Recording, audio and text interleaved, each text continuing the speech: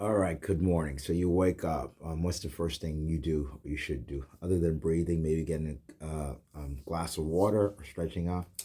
Pick a guitar up. All right. My guitars of choice are typically there's an acoustic or something lying around this house that I pick up. Something sometimes there's more than one. Like anything else, it's like any exercise in the morning. Before you start exercising, what's the first thing that you do in order to prevent injury? So, for you runners out there, if you're about getting ready to go for a run, you stretch out, your lower legs, your calf muscles. You basically want to prevent injury, your lower back. For those of you who are swimmers, you do your thing over here to make sure that your rotator cuffs are nice. Do some stretches and things of that nature.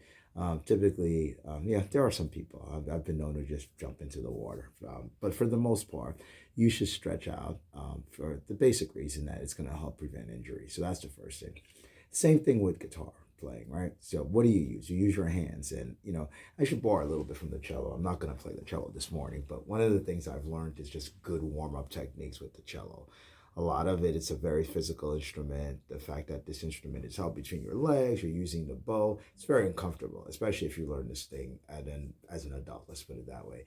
Guitar can be the same thing for those of you who are beginners, but even if you are at a pro level or a more advanced level, you should still warm up to prevent injury. And also, too, it's like anything else, it's like a cold car doesn't run as well as something where the engine is hot. So, what are the types of exercises that I do? First, without the guitar in and of itself, some of it is very simple. It's just trying to get blood flowing. That's basically what warm ups are. So, just doing this, almost like a claw, crab grabbing something, I'm double jointed, so I can do stuff like this, getting it, and then just loosening it up, everything like that. So just making sure my tendons and everything is kind of relaxed and stretched out and things of that nature. Then I'll do things like this. One, two, three. They used to have these devices that you can do this kind of stuff, but you don't really need anything. You just need yourself and your fingers. That's all. So just basically getting fluidity and the blood flowing. Do that on the right, left hands. Do it together. Just something to get the blood flowing. Now we have the guitar in our hands. It's practice time, but before we start practicing, you still have to do some of the boring stuff, right? Either have a metronome, which I really, really recommend, even though I don't do these kind of like YouTube things with the metronome on there. Yeah, metronome will keep you honest as far as time to a certain extent. But basically, I do typically two types of exercises at the beginning. They're not musical, even though my first other video was about being musical. It's basically mechanical and they're physical. It's kind of like push-ups. Push-ups are not the actual sport. They're just something to kind of get the blood flowing as well.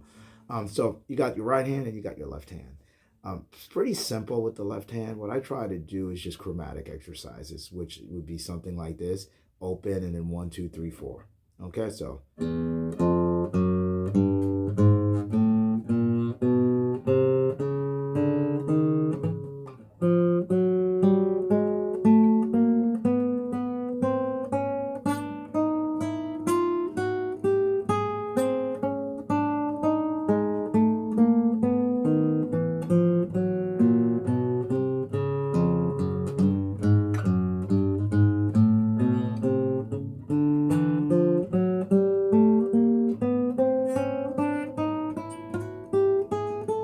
Okay, so two things you should notice about this.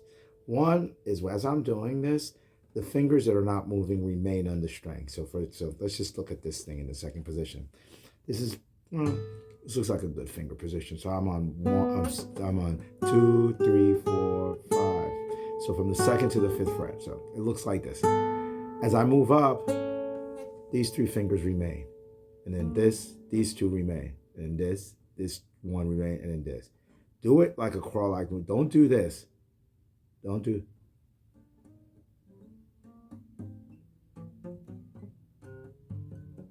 Very, very different exercise. All right. So work on that.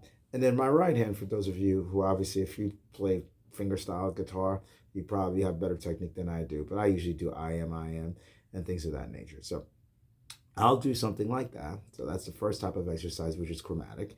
Or I'll work on what I call the crawl. I just love this exercise. This is one I got off of a Scott Tennant book.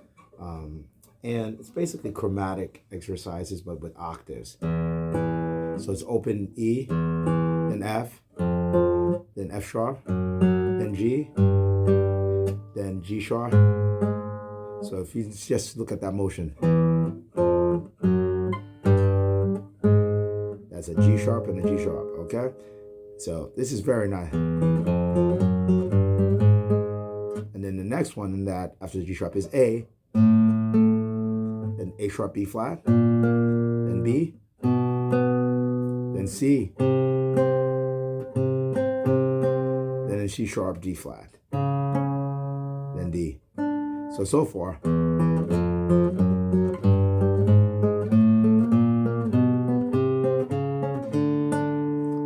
Okay, then D sharp, then E, then F, F sharp G flat, then G, then G sharp, A flat.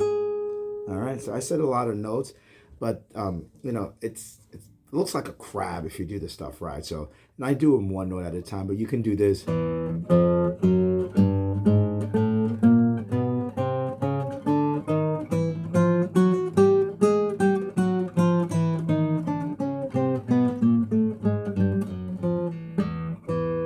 Okay, so that gets your fingers growing really, really nicely, and it just, you know, it just kind of looks like a crab a little bit.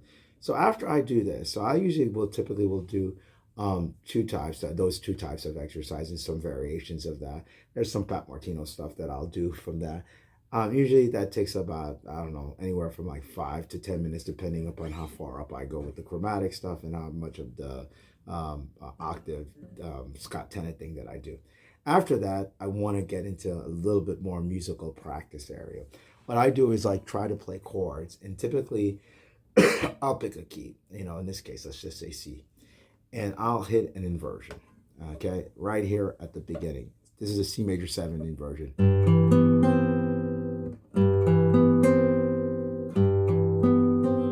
And so this is getting my arpeggios kind of going because it's getting my little technique here on my right hand going.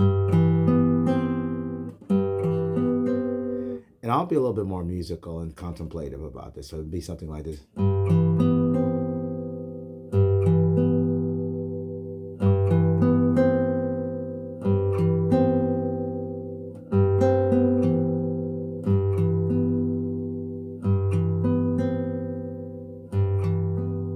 So that's just hitting the chord. And then I'll think about the scales from within this. So in the key of C, the C major scale looks like this here. I'm going to hit every note. Okay, by that I mean I start off with the lowest degree, which is the open E. I don't care what you call it as far as the mode. I don't think that way. I just think that the notes in the key of C major are C, D, E, F, G, A, B, C. I don't care if you started with a C and you call it Ionian, started with a D and you call it Dorian and all that stuff. So that just, I think that ends up confusing more people than not. So I'll just do this and start with the low E. And just for the sake of it, I might make it sound very scalar.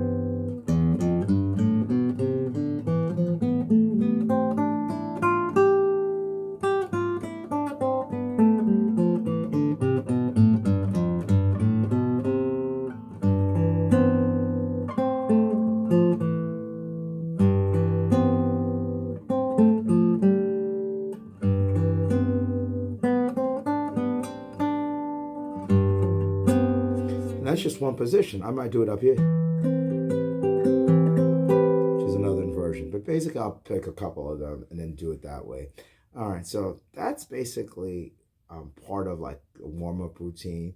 And then I'll work on repertoire, I'll work on a specific technique. But basically, it'll be very structured as far as that's concerned. So it's not all over the place. It's not just like noodling or anything like that. There are certain things that I want to get. It might be a funky voicing that I've got that I kind of want to work out a little bit. It might be a segment of a tune that I want to do and that I want to work on. And the other thing I want to point out about the practice, you notice there are acoustics here. I've got this thing and I've got the other one. I typically will practice unplugged or on an acoustic guitar because that thing will keep you honest.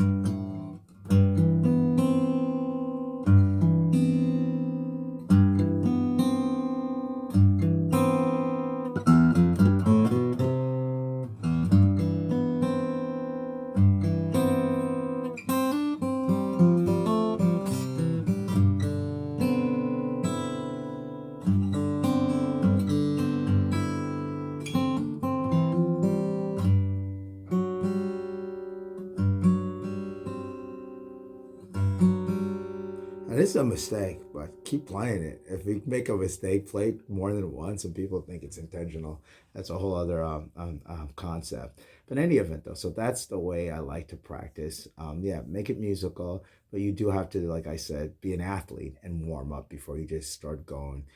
The worst type of practice, quite frankly, is the one that's unstructured. Okay, period. If it's all over the place, and you don't feel like you're improving, that means your practice routine is wrong. You're practicing the wrong things, or you're not really practicing. You're just all over the map and you're noodling. All right, then. So make it structured, make it focused, have specific things that you want to work on. And the other thing is, it doesn't have to be a marathon with the practice. You can get a lot done. When I do the cello, I practice 5 minutes, 10 minutes at a time, sometimes with just bowing, period. All right, then.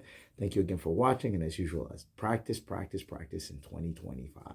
You will get better.